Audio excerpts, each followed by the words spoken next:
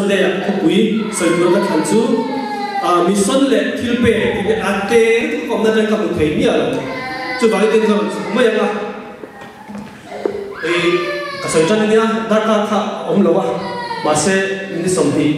gua ni untuk bedonia putih lah kau ini so gua ni untuk tu ini sompi tahu kesulitan tu apa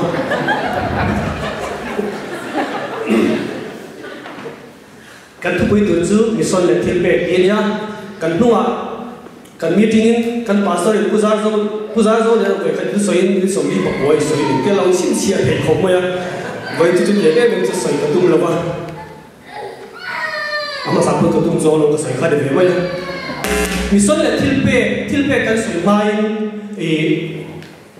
tilpe kan soin mai ma mo sorry mission le tilpe kan soin ma sang ka dia chuan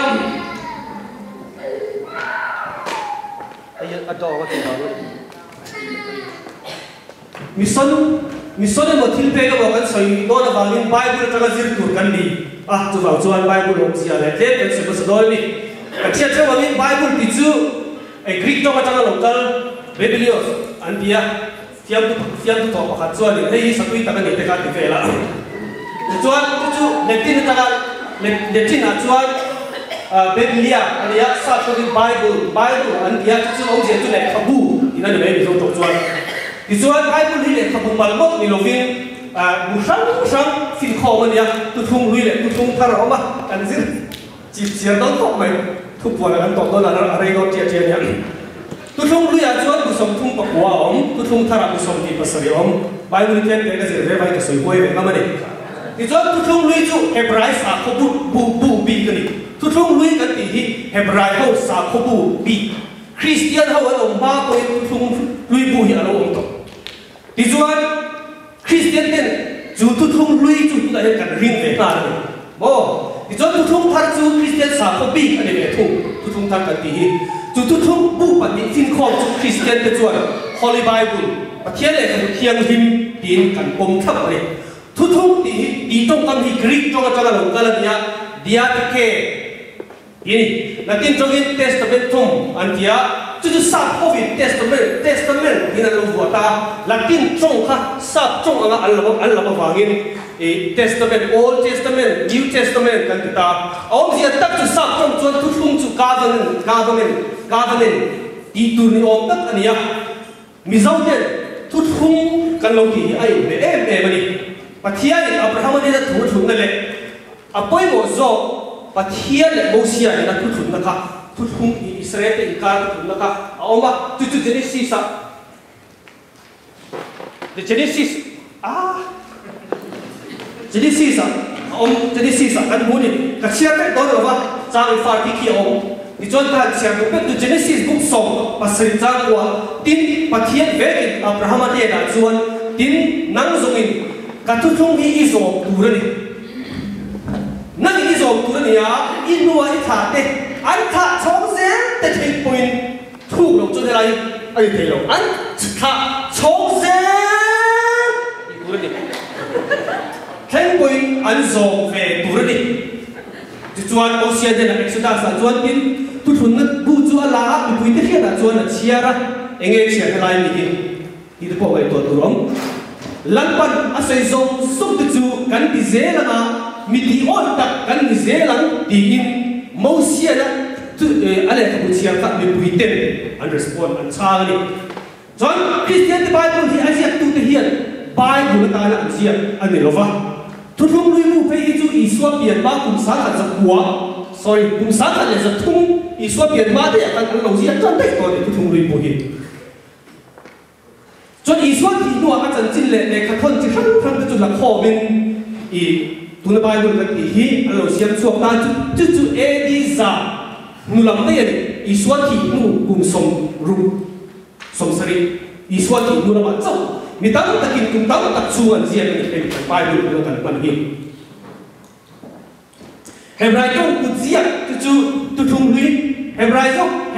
trong Kunziak Allah khom ve lai hian Bible te tur la khom zinga rom khat poi mo tak chu dan bu kan ni dali Hebrai ho khan a thian thu bi nei kha an long du ta tu zia tak rồi lên tông tại cái diện chút chút ăn thì là chút ăn bụng bị bỏ ông lồng tempulan đã ta ăn chia ra anh cụt giết chỗ anh đi vào này khá là anh này thật sự là anh phóng chạy để mà anh giết nó chỉ là cụm giá thế cùng sống lục sống lá sống lục lâu thì chút lâu giết anh giết nó chỉ là Bible anh là cái chỗ mà thiên thuần thì bây giờ tàn thuần thì chút tàn thuần thì chút nhá à phát kiếm ta là quê cần đây rồi phải cái đường nhiều cái đó rồi cho anh cùng giờ bị bắt thùng na bị xia thì khác chú Bible là giết chú cụt giết anh giết chú anh khá chống thế là Alexandria qua chúng ta bị thiệp để cho Hebrew Bible chú Greek trong anh lệ ta đi anh đi ra cho Hebrew trong châu khăn ông mà sẽ cái chuyện châu anh Hebrew chúng ta không khai Israel không khai sao là anh phơi coi á bà cũng sao là tên ta khác muốn đắng đó là ông ta thì cho anh trong bộ khác anh mà đi Hebrew trong bộ khác bị tấp tại vì anh thiệp đó là cùng đại đấu là cùng dân đi dùng thông tin sao là cùng dân đi cái lâu ta là muốn tận ta cũng cho anh khá tiền trong cái đó rồi chú phải Greek trong anh muốn thiệp tận tổ số chú vào cho khá bị Hebrew Bible rất anh này Hebrew trong chỗ anh này khác Greek trong anh này ta chú mình anh này chú nó là sử dụng LXX thì anh diệt nói chuyện anh Greek trong chuyên situation anh hiểu không LXX thì chú sống sạch pasari thì nani tu na Christian ten tu không vi cái thì mấy cái sử dụng cái Judah hậu Israel hậu Judah hậu bắt thiên thu buồn tu na Genesis ada thu buồn nên là Genesis ada Malachi khen khá bắt thiên thu bom mà ta là thì cho anh diệt ta Hebrew trong cái diệt khác Greek trong cái Chan anh lệ ta thì chọn Bible bung bùi tụi khá anh mà anh Judah hậu anh bung bị tụi Bible anh khăn tốt khá thế mà Palestine nó mà bị thiếm lệ Judah bị thiếm lên hay dùng hi thì Bible này cũng mang cả xoay to khát lệ không giết khát lắm ta anh này đi hay dùng Bible ta này cũng mang anh tỷ lại thế mà ai cũng ta ram lắm Judah bị thiếm trên khát khát khát cho đi là mang hay cái về rồi sẽ anh đi bộ chút tiền cho anh Bible tụi bị bộ anh mà anh Judah gì là khát Judah trông mang lệ cái trông mang gì là cái khát này là phiêu về chút đi chuan anh đi ra Hebrew bộ Arabic trong cái bộ chỗ giết đủ bộ bom đủ bộ là đúng không Greek trong cái giết cái bộ khát ông về chung trong bộ bom đủ bộ anh lâu lệ ta đi chuan Edi dân hi đúng không anh đi ra chú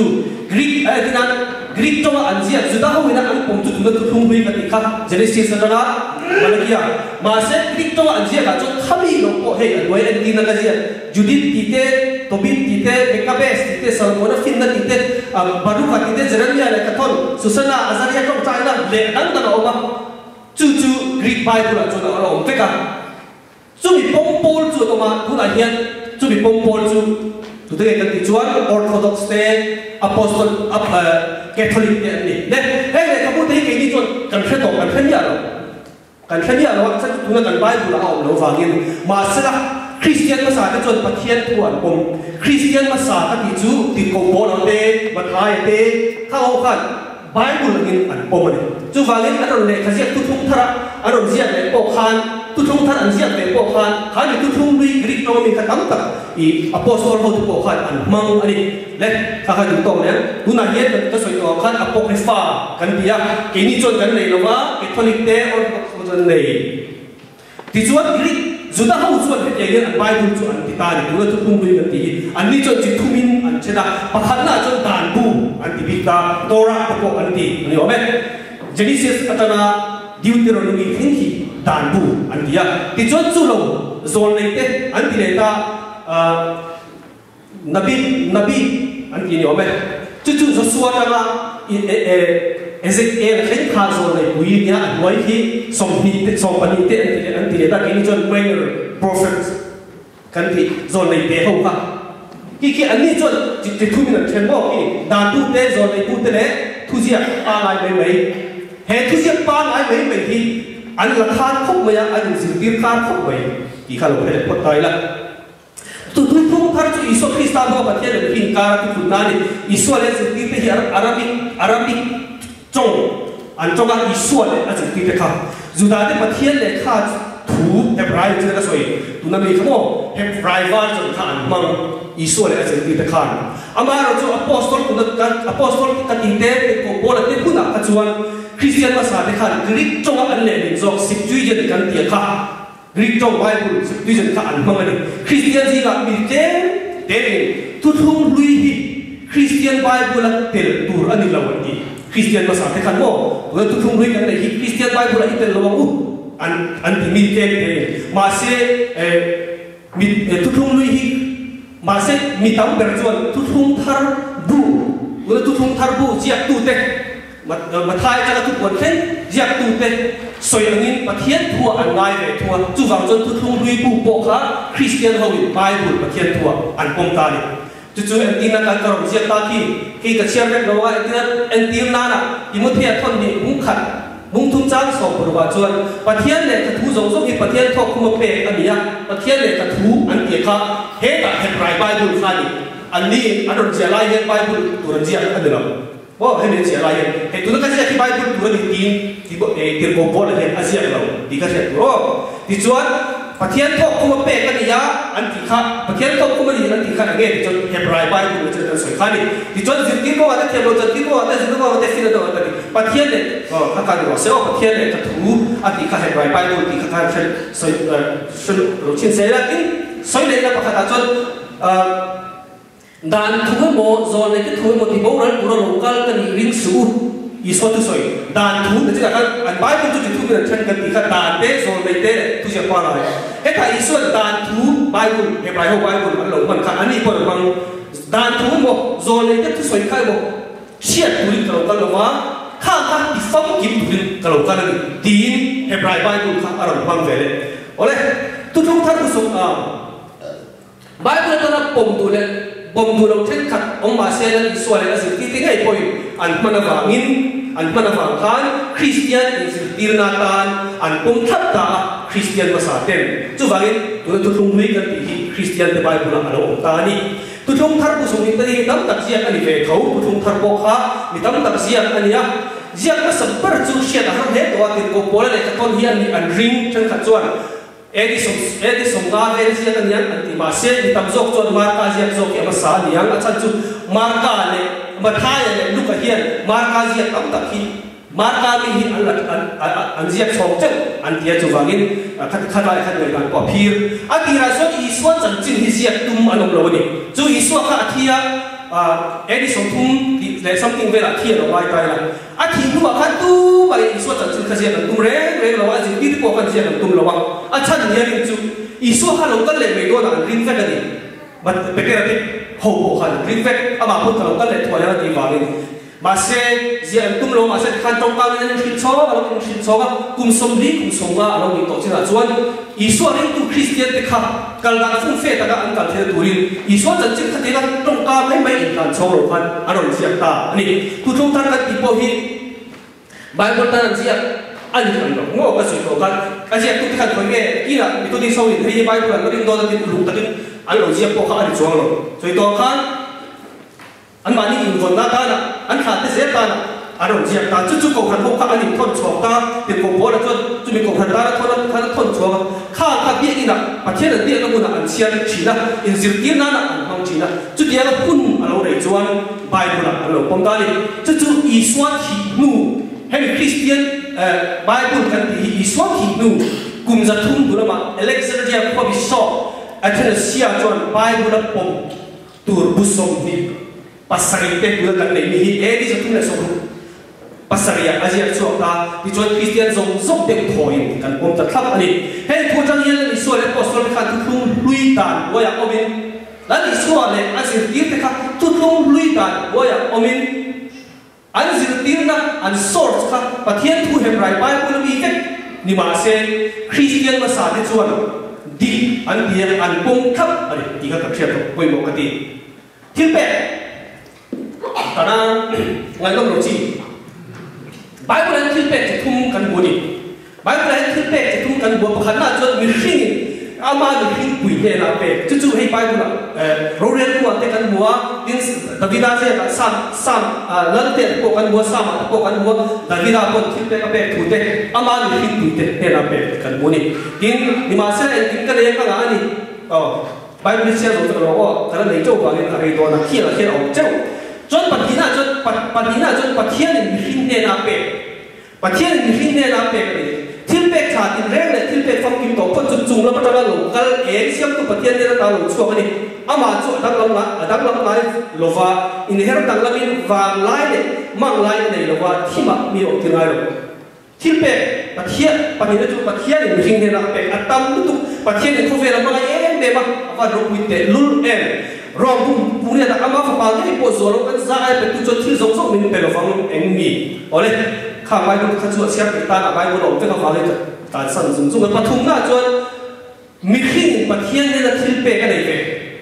ประเทศเนี่ยไปดูมีมั่งที่ทุ่งอ๋อปฐุมน่ะมีขึ้นประเทศเนี่ยที่เป็นจู่ๆอินทอยจะช่างไปเห็นนี่จุดที่จวนมาถ่ายพวกมาจุดที่จวนมาจากเมื่อที่เป็นอินกันไล่เงี้ยอินกูดาวอินจู่ๆดูเนี่ยเราไล่เลยก็เรื่องคนเราตีจีเต้ดินไม่ไทยเลยไทยอินที่เป็นถูกแต่กันมู่เห็นส่งเฮียอันไหนเยี่ยมอ่ะโอ้ประเทศนั้นที่เป็นมันสับเปลือกกายนั่นเลย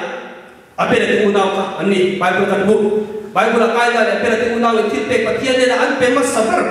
มีขึ้นประเทศนั้นที่เป็นนักเรียนบุตรดาและจะเรียนประเทศนั้นเรามีอารมณ์เราเทดีจูกายนั่นเลยเป็นอะไรที่เป็นดาและจนทานอะไรกันนี่ใส่เสียบอกการจับตัวเก่งอินเชียเสียกระดูกแฝงเข้าไปมีขึ้นประเทศนั้นที่เป็นนักเรียนบุตรค่ะอาพอยบอกว่าจูกายนั่นเป็นอะไรบอกกันหูและที่เป็นจุดหมอมาจะใส่ตัวต่อสองประการไบเบิลอันนั้นมาสักจุดเจเนซิสบุ๊กสองผลิตจากสองปีอันนี้อับราฮัมสัลเลนนัลเบลที่สติกันเนี่ยนะสอบประคัดอับยาสัลเลนที่จูมวนนะที่นั่นเนี่ยเมลที่สติที่จูดิกนัลฟิลนัลที่นั่นเนี่ยจูฟังอินเห็นสัลเลนนัลเมลที่สติที่ฮีเจนิสิสอะไรอย่างเงี้ยอาเซียตลอดวันนี้ตรงนี้เนี่ยที่ข้าเทียตลอดว่าเอาเสียจุดสุดท้ายมวนนะสัลเลนที่จูมวนนะเมลที่สติที่จูดิกนัลนะจูฟังจวนจูค่อยไล่ทุกทุ่งลุยไปกูหลับก็ยากมาคันหลังสีเราเฮบไรเซียตู้จวนอารมณ์สวยเพียรแต่จัดไม่ละเฮบไรเซียตู้เห็นเพื่อนมีเงินอะไรเล่นที่ไงตัวทำออกได้ตัวนั้นกันสวยต่อนี้ตัวนั้นกันเนี่ยทุกทุ่งลุยทุกทุ่งลุยบัวมีหิจุอันนี้เป็นหรอวะแล้วจีนนั้นกันสวยตัดสิบจุยจริงกรีกจงมีส่งพวกเขาอันนี้ไม่เท่จุดว่าเฮบไรเซียตู้จวนเฮต้าอับราฮัมนะสอบประคันอัปเปกมาให้ตัวเนี่ยที่อารมณ์สวยเพียรตาเฮบไรบุกสิริจังเนี่ยจวนเมื่อที่สเต็กจูปันเอโลนุ่นเอโลข้าจะช่วยตัวเราอมจันนี้เลยเอาหุ่นต่อมีช่วยตัวเราอารมณ์ที่ตัดอารมณ์ที่ตัดจัดเลยแม้ที่สุดก็จู่ว่าจู่ให้หินนั้นอิสวายังอันที่ตาเนี่ยจู่ว่าเนี่ยอับราฮัมนั้นสอบประคันอัปเปกขาตาลงมาได้ประเทศนี้เป็นตัวนั้นอันที่มาได้ขาดอารมณ์เป็นต่อที่กันทัดตาเอ็งบางเนี่ยสอบประคันจู่เป้จนมันสอบตัวตาประเทศนี้น่ะอารมณ์ฟ้าเลยร้านต้องเอาลูกหอกพังเล่นที่เสด็จกันช่างเลยว่าอินเตอร์เน็ตเรารู้ว่ามันเราสมมติจู่ว่าจนอับราฮัมข้าอับเปตาดีเจนิสิสอันนู้ปัจจัยน่าชวนสมบัติเป็ดกันปูเลยมันจุดด่านมาโม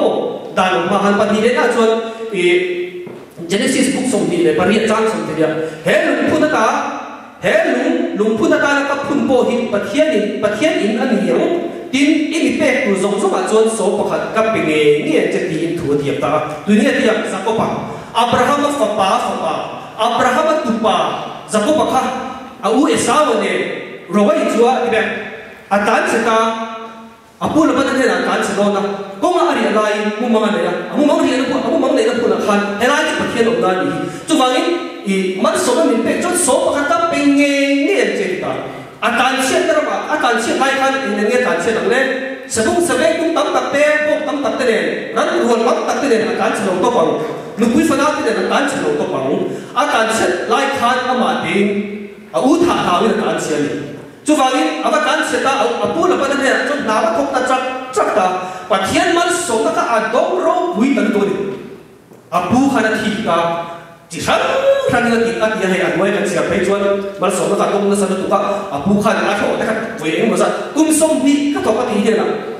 เอาก็สวยกันนอนที่จวนแล้วมันจะมันสมกับตัดตรงนี้อารมณ์กี่เรื่องตาลุงพุทธจุดนี้กี่ต้องถูกปอจุดประเทศอารมณ์สิตาที่สิ่งสมทุนประการจนเกย์ลุงพุทธนะเสียอินโดยกันเดนะถูกอินเดียนะเบเทลอารมณ์กันละมาทุกอย่างนะครับบอกเบเทลขาเบเทลละข khá về thiên bắt thiên khát anh tu nạp thầu là hệ ra mà chuộc là ít tiền là mà chuộc gì rồi lùng phun lại ít thu tiệm là ba thằng anh đi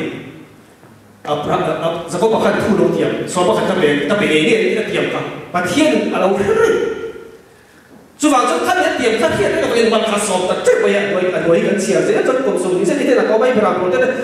bố khát mất sống là khát đông lúc khát ăn thịt ta bữa rồi anh sẽ thấy nó từ bữa rồi anh chỉ check lâu thiên cho đi này bữa rồi anh chỉ check anh phim lại xí là bạn sẽ đi này cái gì vậy ta tụi khát bữa rồi anh chỉ check khát rồi mình sẽ tiệm khát mất sống là đông em này mà chút tiệm mất sống là đông chuột anh lên em vang nghe sống mà bắt khátไปตัวเราไปเทียนเนี่ยนะเทียมครับเทียมแล้วน่าจะเราไปที่บ้านไปตาติดจู่อาเจียจงเหล่านั้นปอยมองขอบไปสองประการเตะกันเทียมมันนี่ด่านลงมาขาดสองประการที่ใบบุญด่านลำเสียของนะใบบุญด่านลำเสียแล้วสุดท้ายด่านลำเสียของเราปีออกมาทุกทุ่งดูอันที่เป็นกันจู่ๆบุกออกกลางเลยอันที่เอ็กซ์ตร้าบุ้งส่งทีเลยบุ้งส่งทีปฐุมกาพิจิตาให้ตาเย็ดสองประการจู่จ้าเราเปลี่ยนเลยจู่มีองค์เสียจู่ด่านเลยตีเงี้ยอีทีเราจุดอีเทียเราจุดเสร็จเลยก็เราตีกันเรามันเดียวมีเทียมเป็นประเทศด่าน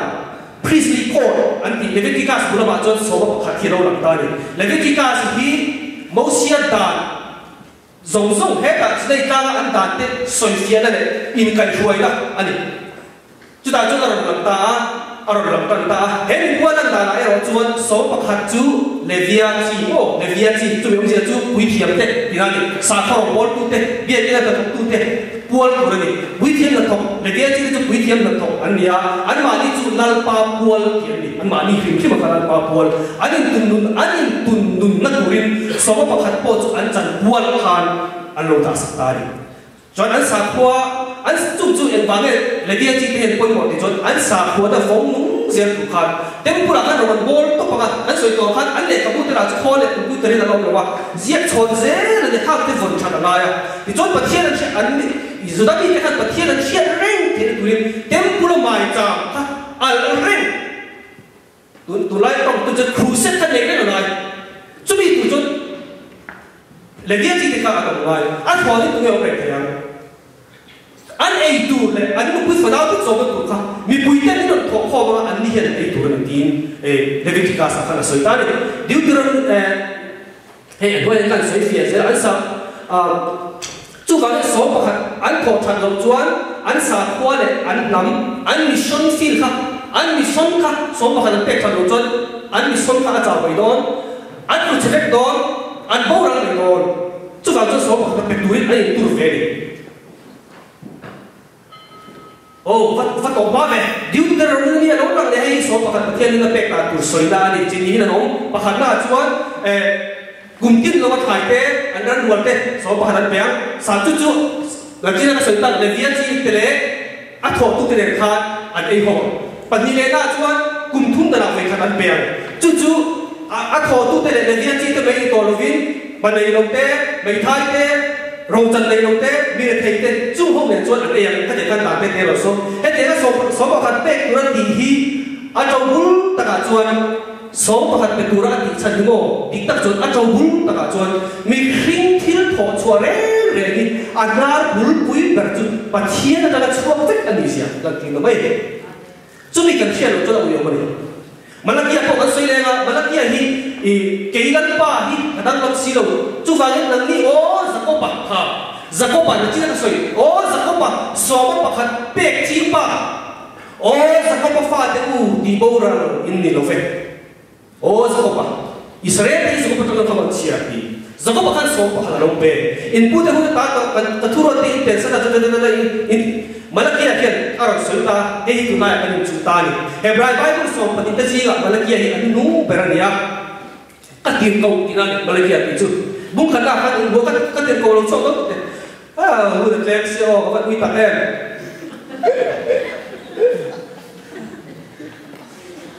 ตะการเล็กๆนี่ล่ะโอ้เลยมันละเกียร์ผู้เชี่ยวชาญแต่ให้กัน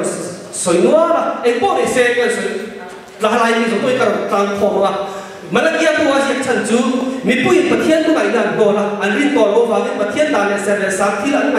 bôi một thiên là chú alo bông rồi ta chú tiền cái mi thiên là chú bát thiên mà lại ta thiên đồng tiêu tụ này bát thiên này là chú không có thiên ông tụ ra xuôi kia này nan mà nó kia hiện là gì vậy mà nó kia hôm nay hiện trả bắt ta bác sát lại là ta thì chú sát lại ta này lại có chú trả mà nó cả khảo cái đầu cũng thì chú ấy tụ tên này của nó chú vậy anh bạn đi khơi cho chú bát thiên khác anh riêng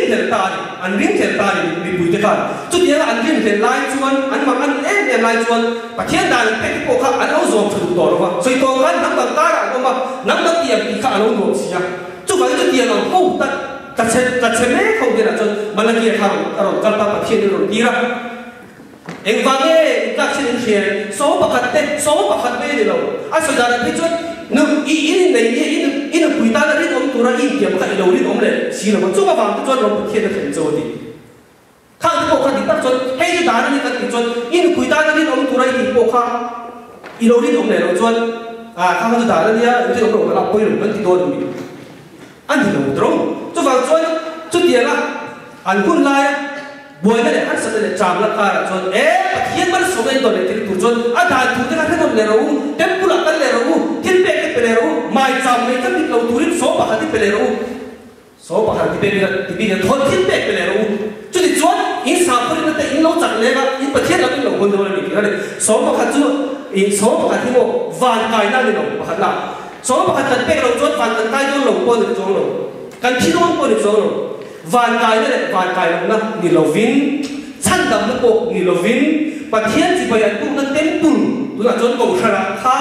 rong bồn là ăn sạch rong bồn là ăn ngon câu chuyện là lúc chắc là dễ nát tan số bạc thì bể tiền ăn lâu đi mất số cái chút này hiệnต้องแค่เราของsố bạc thì bể cái vạn tục vềคนkhác chút trả mất cả của kia là chút vào chút số bạc thì bể chút hết đi in khai ấy chút là cái bạc thiên là dễ không có chút hiện bây giờ cái nào cần đúng là chút số bạc chút đúng là cùng số của đông lòng vậy thì đúng là đông lòng vậy thì bể thấu thấu lòng mà bể thấu thấu cái chú cái bạn chúng ta xử lý bằng nào cái này các bạn cái số bạc anh lông bể chắc chắc à hay sao mà si anh lông bể anh đi khăn mắt sống anh đông lòng anh nhìn xem mà xem đúng là những cái nghe rồi ô đi là thằng đi in văn này tập em in phát đi sao không bol tu anh xóa phải cả anh nghe xem chú vào cái số bạc anh đi bể tu là cái lông một sự thu lòng anh vậy thì nếu kia là in phát đi ô ibu đi ô ipa đi anh lông bể chắc chắc là anh anh xem đi anh đi đâu xem chuan thum chuan lín khi là mal sống chuyện thiên thần đi ô mi son thiếu tụ bé luôn về chân trên đi đúng thôi đấy ông biết à sấy to lắm bây giờ mi son thiếu tụ chưa cái mình khen khan rồi xem thì chúng ta phải mi son làm chút cái sấy tâm to bao sấy to lắm bây giờ cái số khan đúng to kia là tu không thà ra chuan thu bê ta là gì đó thu tiệm số bạc bê thu bê ta là gì đó thu tiệm là gì đó ít bê chuan mò ít mùi nhiều đó đi, đúng là cái này theo là vắng, đúng là mất sống là đúng là số bạc cái bia, ít nào cũng có số là vá, ít cái xe số là vá, anh nhé các chú, cái này bị lâu, để đi sao cả, mà xe bắt xe được điểm chắc gì, ít thái này về tụi ngay phần về, ít thái này trong xe thái kinh tế cả chỉ tu anh đi, tắm tật tu chuan tắm tật cả thêm tu chuan thế thì tuần này có lẽ cái sự tăng lên phần giải tầng bằng số